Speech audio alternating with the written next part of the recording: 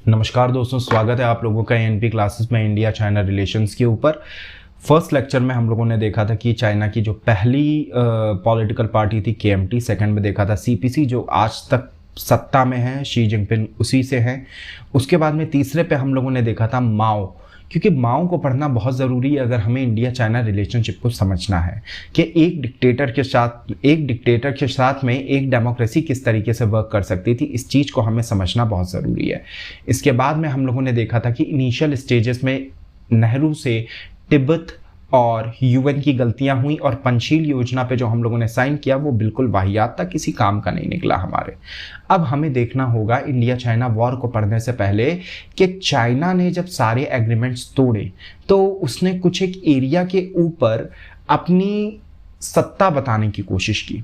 तो ये सत्ता ऐसे तो हो नहीं सकता है कि वो किसी भी एरिया की तरफ वो उंगली उठाएगा और वो कहेगा कि भाई ये वाली सत्ता मेरी है। कोई ना कोई तो उसके पीछे एक लॉजिकल बैकग्राउंड रहा होगा ना। तो आखिरकार वो लॉजिकल बैकग्राउंड्स थे क्या, मुद्दा क्या था, इन सब चीज़ों को आज हम लोग केवल मैप के थ्रू समझेंगे। हो सकता है आपको ऐसा लगे मैं एक चीज़ मैं बार बार बोल रहा हूँ, लेकिन उसकी वजह है, कुछ सोच के मैं बोल रहा हूँ। तो शुरू करते हैं। आपके सामने जो मैप है, पहले आप ये समझिए कि इंडिया की साइड से कहाँ कहाँ पर इश्यूज़ हैं। तो आ जाते हैं। आज की डेट में ये वाला जो सेक्शन है इंडिया पूरा पूरा अपने मैप में बताता है और इस वाले भी सेक्शन को अंदर में लेता हुआ इस तरीके से बताता है मैप। जो अभी आपका नया मैप लॉन्च हुआ है उसके अंदर में ये हुआ है, 2020 की बात है। लेकिन ये आपका डिस्प्यूटेड एरिया है और ये पाक के द्वारा एडमिनिस्ट्रेड है। इसको कहते हैं पाकिस्तान ऑक्यूपाइड कश्मीर, ठीक है। और यहीं पर ही आपके बारामुल्ला वगैरह के भी रीजंस पड़ जाते हैं, जो कि बहुत ही सबसे ज़्यादा दिक्कत वाला एरिया जो है, जो टेररिस्ट एक्टिविटीज़ का सबसे बड़ा घर है, वो ये है। यहाँ से धारा हटाने की वजह से अब इंडिया का कंट्रोल थोड़ा सा इस सेक्टर में ज़्यादा हो चुका है। अब ये वाला जो एरिया है, ये वाला पर्टिकुलर एरिया जो है, ये चाइना को दान में दे दिया है कश्मीर ने। और कश्मीर ने नहीं दिया है, माई मिस्टेक कि कश्मीर मैंने बोल दिया। पाकिस्तान ने ये पर्टिकुलर जो एरिया है, ये वाला एरिया चाइना को दान में दे दिया है और इसके बदले इसने चाइना की परमानेंट फ्रेंडशिप खरीदी हुई है।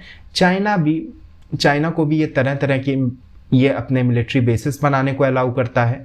पाकिस्तान किसी भी तरह का इंटरफेरेंस अलाउ करता है चाइना को, और किसी भी हाँ में हाँ और ना में ना मिलाता है। तो चाइना एक तरीके से पाकिस्तान को अपना पेट रखा हुआ है इस समय, पालतू रखा हुआ है इस समय। और ये एरिया शुरुआत थी जहां से कि पाकिस्तान और चाइना की दोस्ती चटकना शुरू होती है। अच्छा, दोनों की दोस्ती के पीछे का सबसे बड़ा जो रीजन है दैट इज इंडिया। अब आ जाते हैं। This is the portion of Kashmir which is administered by India. ये वाला पोर्शन इंडिया के अंडर में है।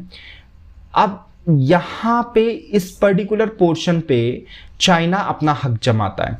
इसको कहा जाता है first corridor. This is the central boundary and this is the eastern boundary with China. ये तीन पार्ट्स में बाउंड्री बची है।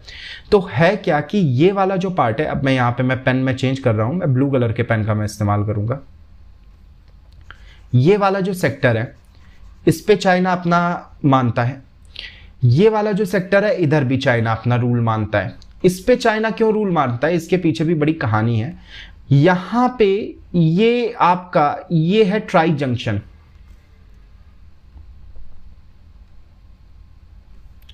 इस जगह पे है ट्राई जंक्शन। यहां पे ये नेपाल के बगल में देखिएगा, यहीं पर आपका डोकलाम वाला इशू हुआ था, जो हुआ था, ठीक है।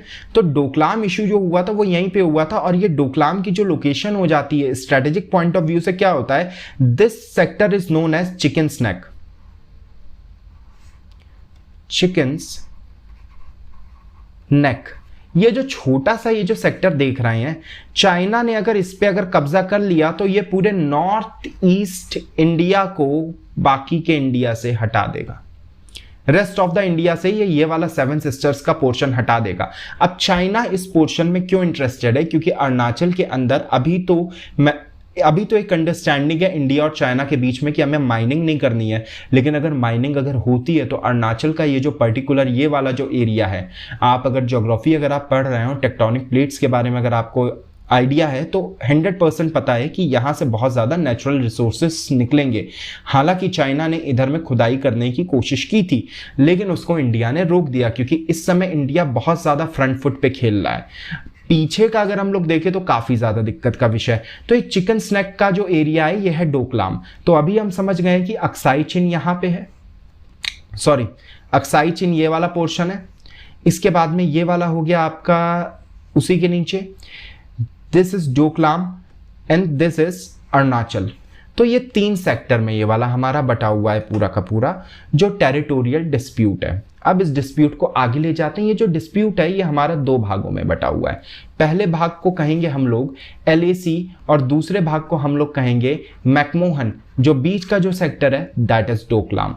अब आ जाइए, ये वाला जो सेक्टर है जम्मू और कश्मीर से, इस पिंक लाइन पे आप लोग ध्यान दीजिए, ये 2150 किलोमीटर की बाउंड्री है और ये यिंगयांग डिस्ट्रिक्ट से चाइना को अलग करती है। यहाँ पे जो सबसे बड़ी जो दिक्कत है कि जिस टाइम पे इंडिया को डिमार्केट जब किया गया था तो पहले जॉनसन लाइन के द्वारा किया गया था, और जॉनसन लाइन जो थी वो इंडिया का हिस्सा यिंगयांग डिस्ट्रिक्ट से अलग बताती थी। लेकिन उस समय यिंगयांग डिस्ट्रिक्ट जो था, यहाँ पे मेंशन भी किया गया है कि ये यिंगयांग प्रोविंस ऑफ चाइना, तो यिंगयांग डिस्ट्रिक्ट जो था वो चाइना का पार्ट नहीं था।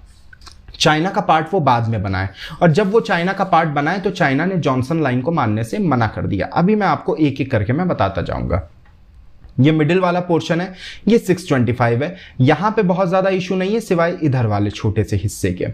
अब आ जाते हैं इसके बाद में, अच्छा ये जो वेस्टर्न सेक्टर है आपका पिंक लाइन वाला, यहीं पर ही अक्साई चिन का भी इशू है। अक्साई चिन के बगल में है सियाचिन ग्लेशियर, और अक्साई चिन जो पूरा का पूरा जो एरिया है वो एट एन एवरेज 7000 मीटर के आसपास का है हाइट। अब इतनी ऊंचाई पे अगर कोई सोल्जर या कोई अगर चौकी बनी हुई है तो ये चौकी पे होने से सबसे ज़्यादा फायदा होगा जो ऊपर जो बैठा है। जैसा कि आपको पता है कि कारगिल के टाइम पे एडवांटेज ये सिचुएशन में कौन था, पाकिस्तान। लेकिन अगर ऐसी सिचुएशन में अगर चाइना है तो ऐसा रिस्क हम लोग मोल नहीं ले सकते। और दूसरी बात है, चाइना फिर पूरा जम्मू और कश्मीर काट देने की पावर रखेगा अगर इसके पास में अक्साई चिन आ जाता है तो। और अक्साई चिन का जो मुद्दा है, यानी कि जो LAC का जो मुद्दा है, वो 2 लाइंस के ऊपर है। पहली लाइन है मैकमोहन लाइन, दूसरी लाइन है जॉनसन लाइन। अब आ जाते हैं तीसरे हिस्से पे, ये जो कि ये वाला ब्लू वाला जो पॉइंट है यहाँ पे और यहाँ पे। ये वाला पार्ट में आपको मैं बता चुका हूँ चिकन स्नैक कहलाता है। चाइना से जुड़ा हुआ है, भूटान से भी आपका जुड़ा हुआ है, इधर में भी आपका नेपाल है जो कि आजकल थोड़ा सा खतरे की घंटी दिए हुआ है। और इस वाले एरिया पे जैसे ही कब्जा होगा, आपका पूरा जो नॉर्थ ईस्ट का सेक्टर है वो बाकी के इंडिया से अलग हट जाता है। तो ये बहुत क्रूशियल एक पॉइंट है जिसपे कि चाइना कब्जा करना चाहता है स्ट्रैटेजिक पॉइंट ऑफ व्यू से। दूसरी बात है, आपका ना केवल ये वाला पॉइंट जो कॉम्प्रोमाइज हुआ तो आपका नॉर्थ ईस्ट कटेगा, बांग्लादेश के भी ऊपर इशू आने की संभावना है। तो बांग्लादेश भी फिर कहीं पे कहते नहीं है कि पाकिस्तान को देखिए चाइना गया तो इतने पर लग गए हैं, बांग्लादेश अभी दबा हुआ है क्योंकि कोई उसका ऐसा सपोर्टर है नहीं। उसका देखा जाए अगर फॉरेन रिलेशन के तौर पे देखा जाए तो इकलौता सपोर्टर उसका इस समय इंडिया है। और इवन चाइना ने उसको लोन ऑफर किया था 97% रिबेट पे, लेकिन बांग्लादेश ने मना कर दिया था क्योंकि सभी को पता है कि चाइना इस समय डेब्ट ट्रैप थ्योरी चला रहा है कि वो आपको इतना सारा वो आपको लोन दे देगा, फिर आपके देश की थोड़ी सी ज़मीन हड़प लेगा। तो इसको लेके बांग्लादेश की गवर्नमेंट में इतनी सोचने और समझने की शक्ति है कि वो इस चीज़ के लिए तैयार नहीं है। अब आ जाते हैं, यहीं पर आपका डोकलाम जंक्शन भी है, ये वाला जो पॉइंट है दैट इज डोकलाम जंक्शन, जहां पे इंडिया, चाइना और 3 कंट्रीज की आपकी बाउंड्रीज मिल जाती हैं। और डोकलाम प्लेट्यू भी आपका इसी जगह पे आपका पड़ जाता है। तो डोकलाम प्लेट्यू भी स्ट्रेटेजिक पॉइंट ऑफ व्यू से देखा जाए तो बहुत इंपॉर्टेंट कंडीशन है। अब ईस्टर्न साइड में आ जाते हैं। ईस्टर्न साइड में भी जो इशू है वो है मैकमोहन लाइन का। तो हम लोगों ने 3 चीजें पढ़ी। यहाँ का इशू LAC कहलाता है, और ये इशू किसका है, मैकमोहन लाइन और जॉनसन लाइन दोनों का। यहाँ का जो इशू है वो है मैकमोहन लाइन का। अब ये मैकमोहन लाइन का इशू भाई है क्यों, या आखिरकार ये वाला इशू है तो है क्या। हम लोग बारी बारी क्या करेंगे, पहले हम लोग देखेंगे आपका वेस्टर्न पार्ट, फिर हम लोग देखेंगे आपका ईस्टर्न पार्ट, और दोनों पार्ट्स के ऊपर अब हम लोग बिल्कुल सेपरेट मैनर में आपसे बात करेंगे, क्योंकि ईस्टर्न पार्ट में केवल अरुणाचल का ये वाला हिस्सा ही नहीं, एक तवांग भी है, और इसके ऊपर इतना ज़्यादा क्यों इशू हो रहा है, ये भी एक बहुत बड़ा पॉइंट है। चलिए आगे बढ़ते हैं। यहाँ पे अब देखिएगा, हम लोग अब आ चुके हैं LAC के ऊपर, और LAC में मैंने आपको बताया कि 2 लाइन है। पहली लाइन का नाम है जॉनसन लाइन और दूसरी लाइन का नाम है मैकमोहन लाइन, ठीक है।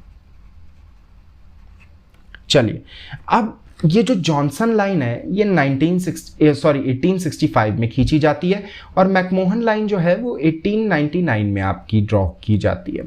ये जॉनसन लाइन जो है आपकी, ये आपके जॉनसन ने ड्रॉ कर दी थी, और उसके अंतर्गत में ये ब्लू वाली जो लाइन है ये पूरी जॉनसन लाइन है, जिसको कि इंडिया मानता है।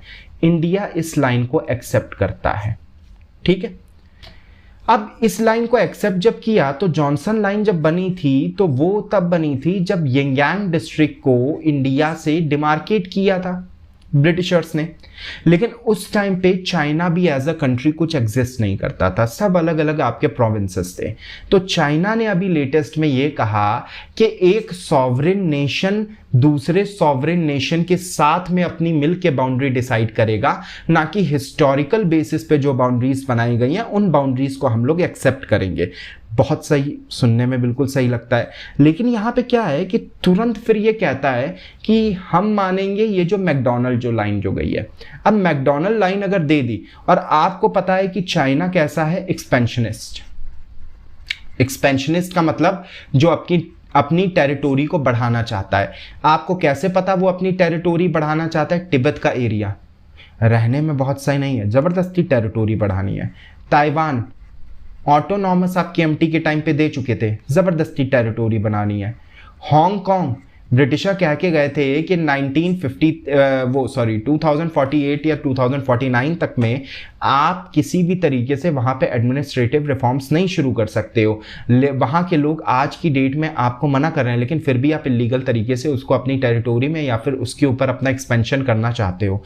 सो यही नहीं, साउथ चाइना सी के ऊपर वियतनाम के बाद में साउथ कोरिया, यानी कि जितना भी आप मंगोल पॉपुलेशन आप देखना चाहते हो उन सभी को आप एक रंग में रंगना चाहते हो कम्युनिज्म के, और रंग होगा लाल, और सबको कहा जाएगा माओइज्म के अंतर्गत, ठीक है।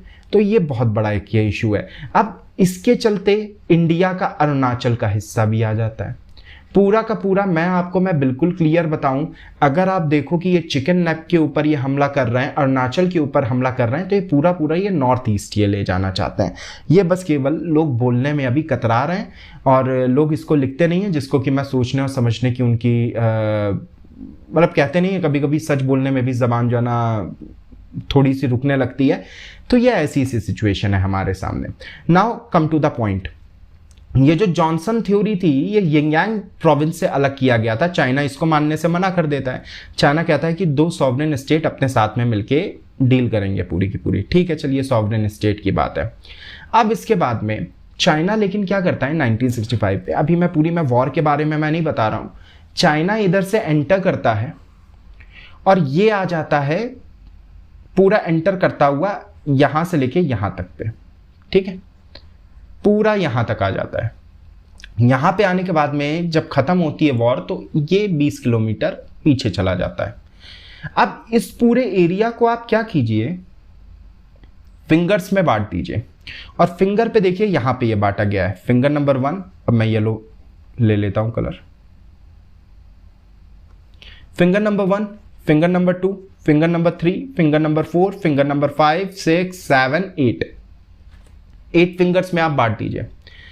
जो चाइना का क्लेम है ये लाल वाली लाइन, ऑरेंज लाइन, ये आप लोग द लाइंस वाले मैप में आप देखिए, लाल वाली लाइन, और ये कहां से, ये लाइन है जो येलो से जो मैंने जो बनाई।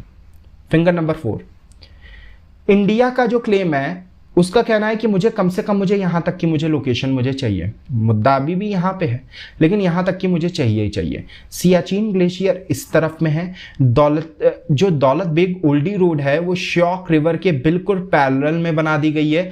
ये रोड बनाने की वजह से, रोड कहां पे बनी है इसको भी मैं डिमार्केट कर रहा हूं मैप के ऊपर, देखिएगा इसमें ये चीज डिमार्केट नहीं है, श्योक रिवर के बिल्कुल बगल में ये वाली एक रोड बनाई गई। इस रोड को बनाने की मेन वजह यह है कि चाइना ने इस तरीके से यिंगयांग वैली के अंदर जाने वाली इधर से यूं करके रोड बना दी। अब ये रोड बनाने से इनको क्या होगा, मिलिट्री के जितने भी हथियार वगैरह उनको ट्रांसपोर्ट करने में आसानी होगी। In the same manner India ने भी उन 2018 में इस वाली रोड को पूरा किया था, हालांकि काम तो अभी भी चल रहा है, लेकिन 2018 में इस वाली रोड को एक तरीके से फुलफिल करके आप सबके सामने ले आया जाता है और इसको कहा जाता है दौलत बेग ओल्डी रोड। ठीक है, तो यहां पे ये जो रोड है, अब इसको लेके चाइना बहुत ज्यादा खफा है। क्यों खफा है? क्योंकि अब ना वो ही नहीं, इंडिया भी अपने मिलिट्री को पूरी पूरी हेल्प दे सकता है। और मैं आपको जल्दी ही मैं बताऊंगा कि इंडियन मिलिट्री से चाइना चाहता है कि मिलिट्री की अब सीधे हाथों लड़ाई ना हो, क्योंकि चाइना के अंदर जो पॉलिसीज जो ली गई है ना, वहां पे जो एक आर्म्ड फोर्सेस का जो स्तर है वो बहुत ज़्यादा वो खराब हो गया है। मैं आपको बताऊंगा कैसे, ठीक है, लेकिन आगे थोड़ा सा, अभी हम लोग बस केवल मैप के ऊपर रहते हैं। तो इंडिया आ चुका है इस जगह पे। अब इंडिया का परसेप्शन था कि वो यहां तक है, हरे तक, और ये लाल तक, ये ऑरेंज कलर तक चाइना का परसेप्शन था। चाइना लेकिन क्या करता है कि जहां पे, अब वापस आ जाइए इस डार्क वाले डायग्राम के ऊपर, जो ये ब्राउन कलर से ये जो बनाई है, जो मैंने लाइन, ये जो मैंने येलो कलर की जो मैंने खींची है यहाँ पे, ठीक है, इसको देखते हुए चाइना एक बात कहता है और अपनी जितनी भी चौकियां हैं वो सब यहाँ पे आके बनाना शुरू कर देता है। अब सारी चौकियां अगर यहीं पे बना दी है तो इंडिया का तो परसेप्शन 8वें नंबर तक है और इंडिया इसके आगे जा नहीं सकता। यानी कि चाइना ने ये बीच के 4, 5, 6, 7 और 8 ये एरिया कब्जा लिया है, जो कि 1962 की वॉर जब एंड हुई थी, एक्चुअली में 65 के बाद में ये चीज डिसाइड हुई थी कि this will be no man's land, ये पूरा का पूरा एरिया। इसको अगर मैं मार्क करूं तो ये इस तरीके से इधर वाले मैप में देख लीजिए, this is no man's land. तो मुद्दा क्या है एलएसी का, आप लोगों को आई थिंक समझ में आ गया होगा। अभी भी नहीं समझ में आया है तो इससे ज़्यादा मदद कर पाना तो देखिए थोड़ा सा मुश्किल है, क्योंकि मैं मैप के सहारे में आपको बता रहा हूँ। पहले क्या मुद्दा है, जॉनसन लाइन थी, इंडिया मानता था, चाइना का कहना है मानना ही है तो मैकमोहन मान लो। हालांकि चाइना जो ईस्टर्न साइड है वहां पे मैकमोहन नहीं मानता है, ठीक है। चाइना यहाँ पे मैकमोहन इसलिए मानता है क्योंकि इसको स्ट्रेटेजिक लोकेशन आपको यहाँ पे मिल जाएगी। कब्जाया वो अभी इससे आगे वो बैठा है, उसका जो मानना है चाइना का जो अपना एक पर्सनल परसेप्शन है वो ये है कि वो इस ऑरेंज लाइन तक में एग्जिस्ट करेगा, लेकिन इंडिया का है कि चाइना यहाँ से बस केवल खत्म हो जाएगा। और ये बहुत बड़ा एरिया है चाइना, और ये सब जो एरिया था ना, इसको जो ना नॉन डिस्प्यूटेड एरिया कहा जाता था, लेकिन अब इशू आ गया है और चाइनीज के जो कैंप हैं वो इस ऑरेंज लाइन के आसपास में ये सब कैंप आपके बदल चुके हैं। अब आ जाते हैं दूसरे सेक्शन पे, ठीक है। ये पूरा का पूरा देखिए मैप, मैंने एक एक चीज़ इसमें जो है ना आपको बनी हुई है। हालांकि इंडियन एक्सप्रेस ने और द हिंदू ने बहुत ज़्यादा, देखिए ऑफ कोर्स जो भी मैं पढ़ाता हूँ तो दुनिया में शायद ही कोई होता है जो पेट से जो सीख के जो निकलता है। मैं न्यूज़पेपर के बेसिस पे मैं ज़्यादा मैं पढ़ाता हूँ, क्योंकि मेरा ये मानना है कि ये सब चीज़ें आजकल इतनी ज़्यादा डायनेमिक है ना कि आप पुरानी किताबों में क्या लिखा है उसके ऊपर डिपेंडेंसी रखना बहुत ज़्यादा मुश्किल है। ऊपर से जो फॉरेन रिलेशंस हैं आपको उनके बारे में कतई भी आइडिया नहीं हो पाता। So it's better to go for newspapers, ठीक है। ये चीज़ मैं आपको बता चुका हूँ। This is the reason of Aksai Chin. यहाँ पे सियाचिन ग्लेशियर है। ये शशगाम वैली जो है, जो कि दान दहेज में जो दे दी थी पाकिस्तान को। दौलती बेग ओल्डी यहाँ पर एग्जिस्ट करता है, इसके बगल से आपकी रोड निकलती है। यहाँ पे आप देख सकते हैं कि इलीगली ऑक्यूपाइड बाई एरिया है चाइना का, ये वाला इलीगल, ठीक है, ये है। अब इसके बाद में दिस इज दौलती बेग रोड, ठीक है, दारबुक शेख दौलत बेग ओल्डी रोड, ठीक है। जो श्योक रिवर है ये उसके बिल्कुल पैरेलल में ये वाली रोड निकल जाती है। अक्साई चिन के ये वाला बिल्कुल पास है। चाइना इस वाली रोड से बहुत ज़्यादा खफा है, बहुत ज़्यादा खफा है, क्योंकि उसको लगता था कि यहाँ से उसने अपनी रोड जो निकाली है वो यिंगयांग प्रोविंस के द्वारा होते हुए अक्साई चिन के एरिया में अपनी आर्मी को सपोर्ट कर सकता है। इंडिया नहीं कर पाएगा, but India is now in the position to support their army also. अब आते हैं इसके आगे,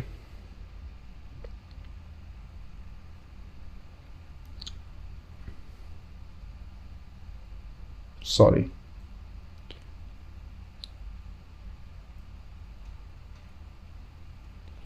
ठीक है, अब आ जाते हैं हम लोग अरुणाचल के हिस्से में।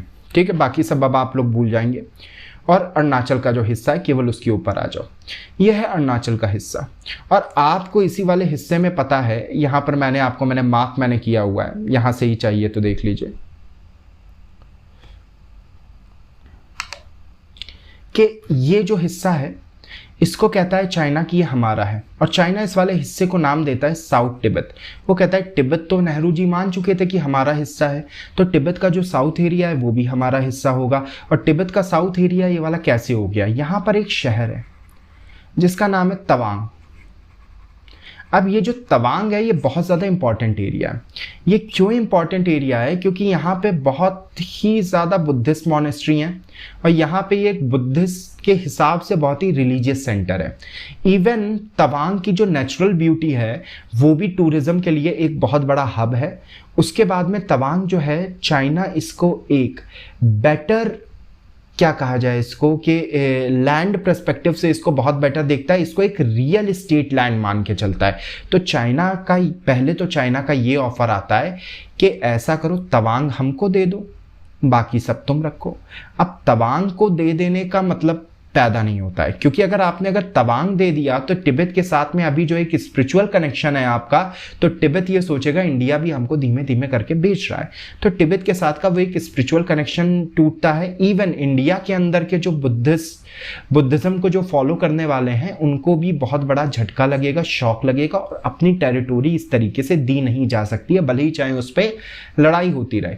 अब चाइना इसको क्लेम क्यों करता है? इंडिया ने कहा कि भाई मेरे 1914 में जो शिमला एकॉर्ड हुआ था उसके अंदर मैकमोहन साहब ने ईस्टर्न साइड में ये लाइन तो हमको खींच के दी थी ना, ये हमारे और आपके बीच के बॉर्डर का। तो चाइना कहते हैं अरे कैसी बातें कर रहा, मैकमोहन के खींचने से क्या होता है? चाइना तो उस समय था ही नहीं, और चाइना अगर नहीं था तो तिब्बत अपने आप में एक सॉवरेन स्टेट था। सॉवरेन स्टेट कैसे? वापस जाओ, केएमटी आई थी, केएमटी मैंने पढ़ाया था, वहां पे मैंने बताया था आपको कि तिब्बत जाके एक सॉवरेन स्टेट हो जाता है और रिपब्लिक ऑफ चाइना का फॉर्मेशन होता है। तो तिब्बत तो एक सॉवरेन स्टेट था, लेकिन तिब्बत आज हमारे अंडर में है, तो जो भी हम लोग डीलिंग करेंगे वो हम और आप मिलके करेंगे ना, तिब्बत थोड़ी करेगा। तिब्बत के पास में तो कोई ऑटोनॉमी नहीं है, Tibet is not a sovereign state, Tibet sovereign state है ही नहीं। अब इंडिया पागल, इंडिया को लगा कि पहले से जो बाउंड्रीज जो डिमार्केटेड थी उसी के ऊपर ये तो सवालिया निशान उठाया जा रहा है, और ये बहुत अजीब सी कंडीशन आ रही है अब इंडिया के सामने। तो यहाँ पर भी इशू शुरू होता है। तभी जाओ इंगलाई एक काम करते हैं, कहते हैं काम करो, तुम अपना अरुणाचल अपने पास में रखो, अरुणाचल अपने पास में रखो, और ये जो अक्साई चिन का एरिया है ना ये हमें दे दो। अब आप होशियारी देखिए कि पहले तो वो लोकेशन ले लो जो स्ट्रैटेजिक रूप से बहुत अच्छी है। इवन ये वर्ल्ड प्लेटफॉर्म पे भी कहते हैं कि इंडिया ने अरुणाचल में ज़बरदस्ती का कब्जा किया है, जबकि अगर यही तिब्बत का रीजन हमारे हाथ में होता, नेहरू जी अगर पहले ही बोल देते कि ब्रिटिश कॉलोनी गई थी, सिख एम्पायर ने कवर किया था, उसके बाद में आपका जो हमारे यहाँ के जो नागालैंड के जो नांग्याल डायनेस्टी थे उन्होंने भी कॉन्कर किया था, तो तिब्बत पे हमारा भी हक है। तो आज की डेट में चाइना हमसे अरुणाचल की लड़ाई ना लड़ रहा होता, चाइना हमसे तिब्बत की लड़ाई लड़ रहा होता। अपने जीवन में एक बात ध्यान रखना, लड़ाई तुम्हारे ख़त्म किए ख़त्म हो ही नहीं सकती है, जिसकी लड़ाई होनी है वो हो के रहेगी, और ऐसा होता है, होता आया है। ईश्वर के ऊपर इतना जल्दी शक नहीं करते हैं। खैर ये तो हो गई, बहुत ही स्पिरिचुअल पॉइंट ऑफ व्यू हो गया इस बात का। तिब्बत होने से इंडिया ये भी डील कर सकता था कि तिब्बत की बाउंड्री हम जो डिमार्केट करके दे रहे हैं आप उसी को ही बाउंड्री बनाओगे, तो चाइना को वहां पर लीगली रोका जा सकता था। लेकिन पहले से ही पंचशील योजनाओं पे साइन करने से पहले ही आपने तिब्बत की ऑटोनॉमी आपने खत्म कर दी और मान लिया कि वो चाइना का ही एक हिस्सा है, जो कि बहुत बड़ी बेवकूफ़ी साबित हुई। चाइना आज तक नहीं आपके साथ में खड़ा हो पाया है, ना कभी खड़ा था, ना वो कश्मीर वाले हिस्से पे पीओके है तो वो चल रहा है, पूरी दुनिया आपका जो फालूदा है वो कस रही है, लेकिन आप तिब्बत का आप ना बना पाए। और उससे यकीन मानिए तिब्बत के लोग ज़्यादा सही कंडीशन में रहते बजाय जो कंडीशन उनकी बाद में हुई थी, क्योंकि इतना माओ ने मारा है, 5 लाख लोग तो गिनती में जिनको मारा है, जिनको कोट करता है तिब्बत। दलाई लामा को सोचिए छोड़ के भागना पड़ा था, he was the head of state at that time in Tibet. Dharamshala के अंदर दलाई लामा अपनी एक लोकल गवर्नमेंट चला रहे हैं और तिब्बत के लगभग 1.5 से 2 लाख लोग धर्मशाला में हैं इस टाइम पे इंडिया के अंदर। तो आप रिफ्यूज भी उस समय पे नेहरू ने नहीं दिया था, इनको बकायदा यूएसए ने सपोर्ट किया था कि आप तिब्बत के लोगों को अपने यहाँ रिफ्यूज दो, क्योंकि उस टाइम पे यूएसए इस पोजीशन में था कि चाइना को मत उठने दो। अब भले ही चाहे नेहरू को उस टाइम पे ये बात सोचने में लगे कि लगता है उठने नहीं दे रहे हैं, लेकिन आज की डेट में इंडिया के अगेंस्ट में इतना बड़ा इशू क्रिएट हो गया है। तो यहाँ पर ये जो मैकमोहन लाइन का ये जो डिस्प्यूट है, ये साउथ तिब्बत कहते हैं, चाइना वाले इसको कहते हैं साउथ तिब्बत, और ये मैकमोहन लाइन को ये मानने से इनकार कर देते हैं। देखिए यहां की लाइन मानने से क्यों इनकार किया, क्योंकि यिंगयांग प्रोविंस थी उस समय अलग, अब तो चाइना है। यहां पे क्यों मानने से इनकार किया, क्योंकि तिब्बत के पास में तो हक ही नहीं है किसी भी तरह से कैसा भी डील कर लेने का। आई थिंक आपको मेरी बात समझ में आई होगी, और तवांग ये एक बहुत बड़ा रीजन है जिससे कि चाइना इस पूरे एरिया के पीछे पड़ा हुआ है। ठीक है, अब आ जाते हैं सीधे से डोकलाम के ऊपर। वैसे तो मैं बता चुका हूं कि ये चिकन स्नैक है, इसको अगर काट दिया गया तो पूरा नॉर्थ ईस्ट हमारे हाथों से चला जाएगा। और उसके बाद में एग्रीमेंट है फॉर, ऊपर से एक और भी खास बात है, भूटान के पास में अपनी खुद की कोई आर्मी नहीं है, ये बात शायद से आप लोगों को ना पता हो।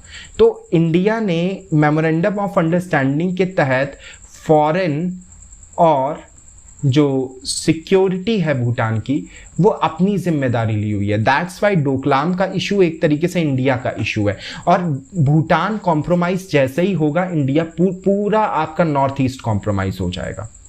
आप उसको आप रोक भी नहीं सकते हो। तो बहुत ही अजीब सिचुएशन है।